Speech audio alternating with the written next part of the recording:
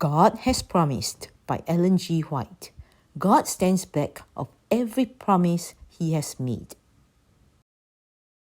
Encouraging promises compiled from the writings of Ellen G. White. Do you need guidance? So long as we surrender the will to God and trust in His strength and wisdom, we shall be guided in safe paths to fulfill our appointed part in His great plan. Those who decide to do nothing in any line that will displease God will know, after presenting their case before Him, just what course to pursue, and they will receive not only wisdom but strength. Our fondest hopes are often blighted here. Our loved ones are torn from us by death, but hope bears our spirits up. We are not parted forever, but shall meet the loved ones who sleep in Jesus. They shall come again from the land of the enemy. The life giver is coming. Myriads of holy angels escort him on his way. He bursts the bands of death, breaks the fetters of the tomb. The precious captives come forth in health and immortal beauty. As we commit ourselves to the wise master worker, he will bring out the pattern of life and character that will be to his own glory.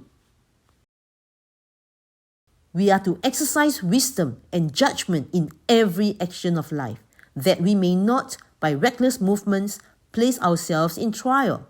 We are not to plunge into difficulties, neglecting the means God has provided and misusing the faculties He has given us. Christ's workers are to obey His instructions implicitly. The work is God's, and if we would bless others, His plans must be followed. Self cannot be made a center. Self can receive no honor. If we plan according to our own ideas, the Lord will leave us to our own mistakes.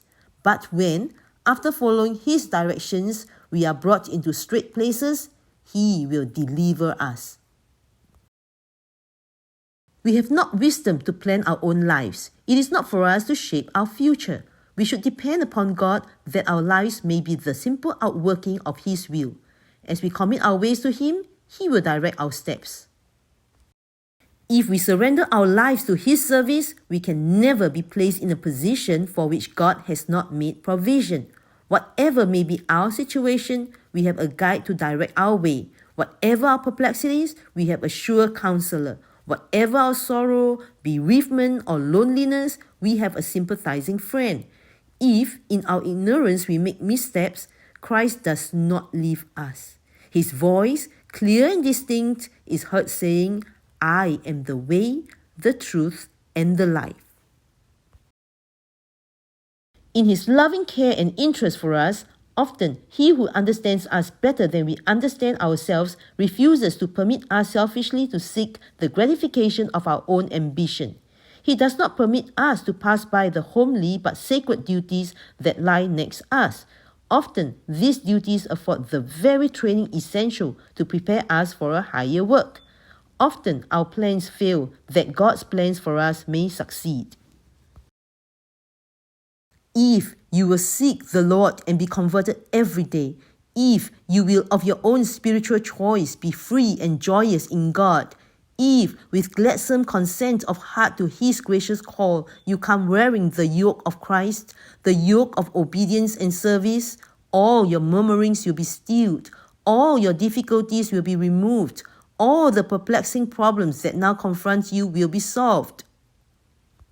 We need to follow more closely God's plan of life, to do our best in the work that lies nearest, to commit our ways to God, and to watch for the indications of His providence. These are rules that ensure safe guidance in the choice of an occupation.